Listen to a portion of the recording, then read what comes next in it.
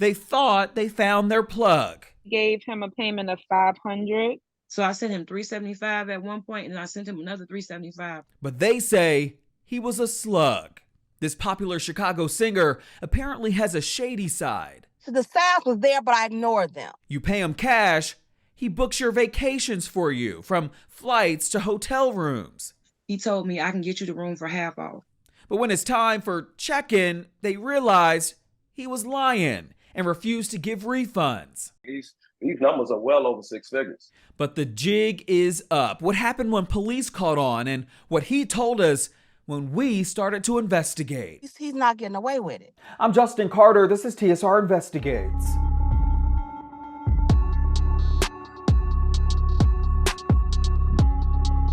Many of us love the thought of getting flued out or just getting the hookup. And that's what dozens of people say Elliot Henderson is known for doing, but at the expense of people. They say that he uses his charm and charisma as a singer in Chicago to get people to buy stuff through him. We're talking about flights, hotels, sports, even Broadway tickets, often at half the price. But what he's really doing is making promises that he can't keep in an elaborate process that now has him in trouble with the law. Word of mouth led Christina C. from Baltimore to Elliot Henderson. Oh, he know how to spit game. A family member told her he was the plug for all things travel. And in January 2022, as she was planning a trip to Atlanta, she thought that buying travel passes from him was the best bet. These passes were bundled airline tickets to anywhere she wanted to go within value. But I believe he said it was $1,250 and it can be broken down into payments, basically. So I initially gave him a payment of $500. He told her that he had connections with corporate at a major airline and successfully booked her flight from Baltimore to Atlanta with no problem. He told me I can get you at the Hilton. I have a discount for that. He told me the incoming flight back to Maryland had to be approved by corporate. She got to Atlanta with no problem, but started to panic when Henderson kept stalling as she was waiting patiently for a confirmation number for her flight home. In this text thread, it says, quote, "Dude, where is the confirmation? Hello, where is my flight confirmation?" And every time there was an excuse. In this text exchange, he told her that she had a flight, but there was a typo on the reservation and he needed more time to get the confirmation number. I fly out, get to the hotel, and then they tell me the room isn't paid for. The credit card that was used to place the hotel on hold was not charged for the amount. So the $150 I gave him was just up in the air, I guess, somewhere. There was no hotel reservation. Now she's roomless in Atlanta and had to fork over more than $300 for the room. Then he goes on to the excuse of, oh, my assistant has to send you the money back. I'm going to go to the bank myself and have it to you tonight. And he just kept sending messages over and over. Oh, it's coming in an hour. Oh, it's coming in 2 hours. Oh, in the morning. I'm going to go first thing in the morning. It just kept going on the whole weekend. And she still had no flight home. After numerous requests for a confirmation, he eventually claimed that he was headed to the Chicago airport to smooth it over. Quote, "I'm on my way to the airport. No games. They trying to seat you now." End quote. But that never happened. We ended up having to purchase bus tickets to get home from Atlanta. A 13-hour bus ride home. Here's the apology text the next day. Quote, "I want to take the time to apologize for my actions. Been dealing with a lot, and that should not affect my judgment of mistreatment of my customers. My actions today displayed that of a coward, and it affected your livelihood. You have my deepest apologies." He was basically trying to claim that he couldn't forward me my money because he had maxed out for the day in sending money out. And we now know that he was using something called I think they call it Google Reverse or something, when you can pull up these fake bank account screenshots and stuff like that. She later told her family and friends who also booked vacation deals with him about the situation, and they immediately stopped their payment plans.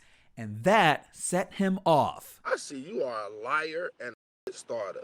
You absolutely right. I don't want to have nothing to do. I would never have you on my pass. I'm canceling tomorrow and sending it over. That's Henderson in an audio message with one of Christina's family members who wanted a refund. So what you don't know is when I put up that deposit, when y'all put up deposit, I paid the rest of that until y'all paid me back. Because as soon as you activate somebody, they charge you. So I was just, man, they cool people there, paid me back, did all of that. I went above and beyond. He takes money from one person and buys points and uses his connections from different hotels and things of that nature. That's how he's able to keep the scam going. Yeah. But what happened is money dried up. The Shade Room spoke to about a half dozen people with similar stories. He told me I can get you the room for half off. Crystal G, when she booked a birthday trip to Los Angeles, she booked a 5-star hotel with Henderson. All of a sudden, he's like, oh no, there's a change. I got you another hotel. It's a better one. We get there after 2 nights, they put us out the room and say that there's non-payment. She had to cough up $800 just to stay so she wouldn't be kicked out. So the signs was there, but I ignored them. Back home in Chicago, Trina Wallace Martin says she sent Henderson $600 twice to book Henderson and his band for her 50th birthday at a jazz lounge called Tavern on LaGrange. He also claimed that he had a good relationship with Layla Hathaway, and she too would make an appearance for an extra fee. My birthday party come, he shows up, nothing he promised me, and of course, no Layla. And he left the party early. He sent me $200 one time, and I was never sent nothing else. But the alleged scheme came crashing down earlier this year when the CBS News affiliate in Chicago started interviewing more and more victims. This woman flew her family from Chicago to New York City, no problem. But it went downhill when the hotel reservation was invalid and the Hamilton tickets that she purchased for her granddaughter were worthless. Here's what she told CBS Chicago. Really, we were speechless and we was trying to hold it together for my 12-year-old granddaughter, whose birthday we were celebrating. He's taking people money, selling them a dream, and then he is saying, screw you and your trip. One woman had enough and filed a police report after investing $3,600 into Henderson's travel business. CBS Chicago obtained the investigation report where Henderson allegedly told detectives 5 times that he'd either come to the Streamwood Police Department or pay her back. But he never did. He was arrested during a Valentine's Day performance that was advertised on social media. You know, he's not getting away with it. The Shade Room got on the phone with Henderson right away, who owned his mistakes and says that while there were many people who successfully booked travel with him, some of his connections with the airlines fell through, which caused a trickle effect that he couldn't afford. We set up a Zoom call for Henderson so he can share his side of the story. He never showed up, but here's what he told the Lati podcast on Facebook last week. I referred people to employees to fly. So it's like a hookup of people that you know. You just that's it, which is like I'm sure everybody that bought buddy passes and stuff like that before or whatever. I felt good because I looked out for people. But then what I started doing is if I couldn't do something, my word wasn't my word. So then I started lying about things. I'm not a heartless person. No, I don't so think I don't like letting down people. Like my only way to even getting into like sharing this hookup that I have was to be like, oh man, I got this hookup. Let me share it. One thing that I want to clear up is the narrative that Elliot out here getting it. That wasn't the case. Some business deals go bad. Henderson did tell me over the phone that he's working to pay some of these people back on a payment plan basis. This is, though, a reminder from the Federal Trade Commission to never wire money for any type of travel package or deal. Henderson says in the meantime, he never plans on offering these services again. For TSR Investigates, I'm Justin Carter.